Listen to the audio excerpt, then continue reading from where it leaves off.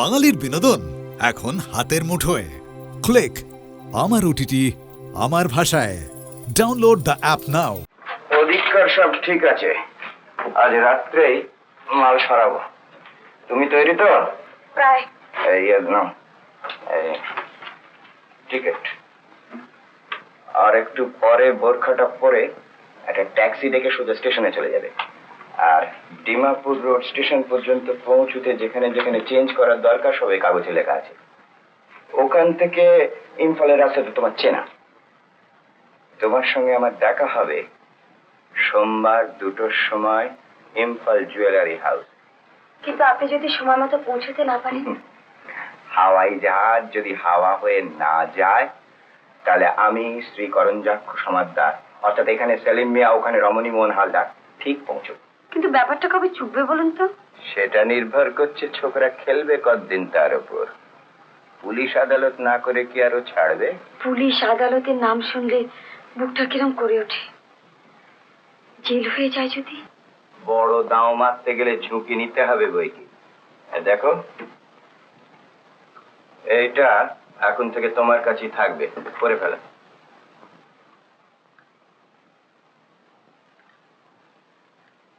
না বাবু, আমি পড়তে পারবো না, কিন্তু অস্বস্তি লাগছে। রাবিশ, ন্যাকামি করে আমার মেজাজ খারাপ করে দিও। পড়ো। যাই হই না, মেয়ে তো। শোনো মিস লতা ঘোষ, হৃদয়ের গোলকধারায় ঘুরে বেড়ালে ওধারে পাখি দানা খেয়েই যাবে, খাঁচায় আটকা পড়বে না। অতএব হৃদয়টাকে গুলি মেরে মগজে শান দাও। মনে রেখো, মণিপুরের যে কাহিনীর শুরু তার শেষ জেলে না জালে তা নির্ভর করছে সম্পূর্ণ তোমার উপর। অতএব। বুঝেছি, আর বলতে হবে না। সোমা, একটা কথা বলবে? আচ্ছা, তোমার মনে কোনো ক্ষোভ নেই যে আমার কি? আমার আগে একবার বিয়ে হয়েছিল?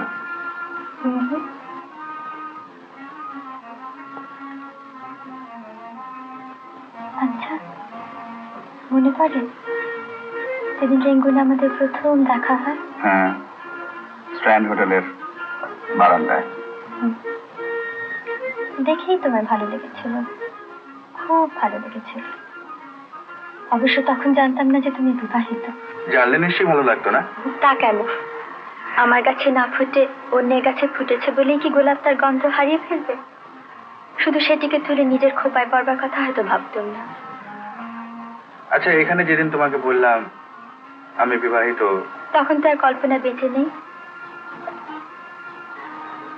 আমি যে বিবাহিত রেঙ্গুনে কেন বলিনি বুঝতে পেরেছিলে? কল্পনা যে উন্মাদ সে কথাও বলতে হতো তাই?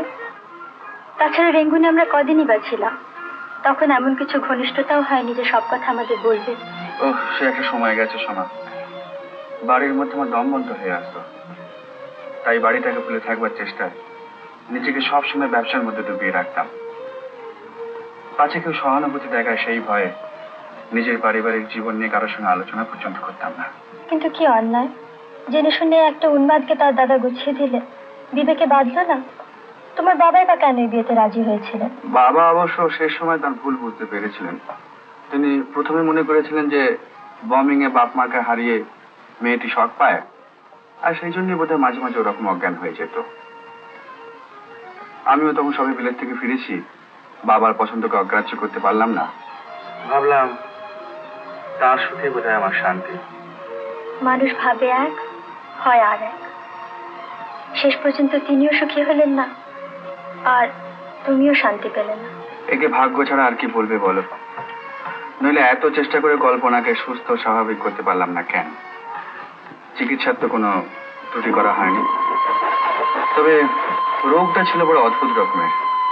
কল্পনাকে এমনি দেখলে বা তার সঙ্গে কথাবার্তা বললে কিচ্ছু বোঝবার উপায় ছিল না।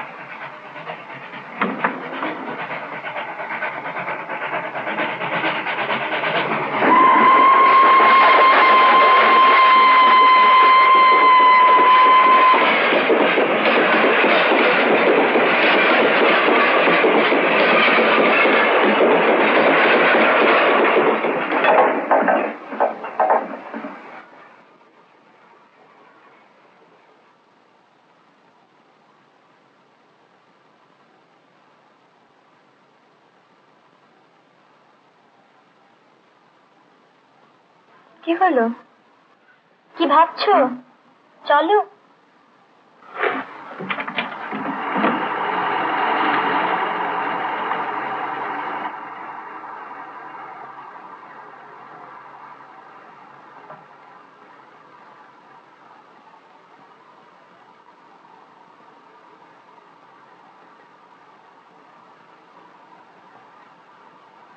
কি ভাবছিলে বলো তো? কিছু না। বলো না কি ভাবছিলে। কি জানো সোমা, সেই দুর্ঘটনার পর থেকে ট্রেন আমি কিছুতেই সহ্য করতে পারি না। আমারই অন্যায়, আজকের দিনে ওসব কথা মনে করিয়ে দেওয়া উচিত হয়নি। না না, তোমার কোনো দোষ নেই। আমারই সেই সব পুরোনো দিনের কথা। পুরোনো দিনের কথা আর নয়, এবার থেকে মনে রাখতে হবে পথ আমাদের পেছনে নয়, পথ আমাদের সামনে। সামনে না? হ্যাঁ সোমা, সত্যি সামনে। কিন্তু কি করে এগোনো যায় বলো তো? আমি কি জানি। আমি তো জানি।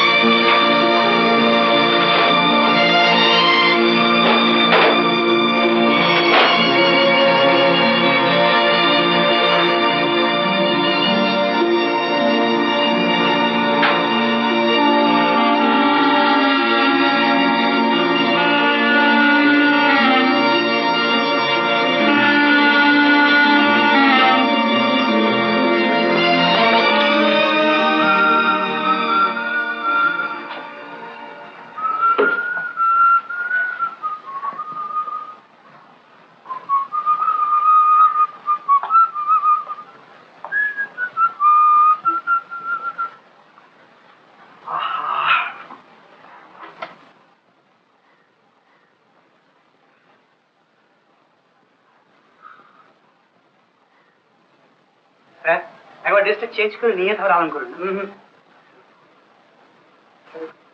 হট কফি কিছু লাগবে না, তুমি যাও আব্দুল। লাইট অফ করে দিও।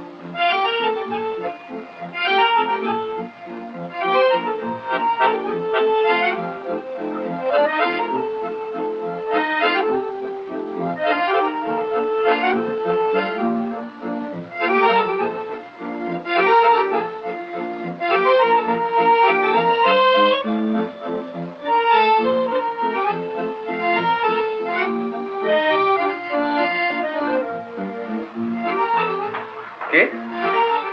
আমি স্যার। ও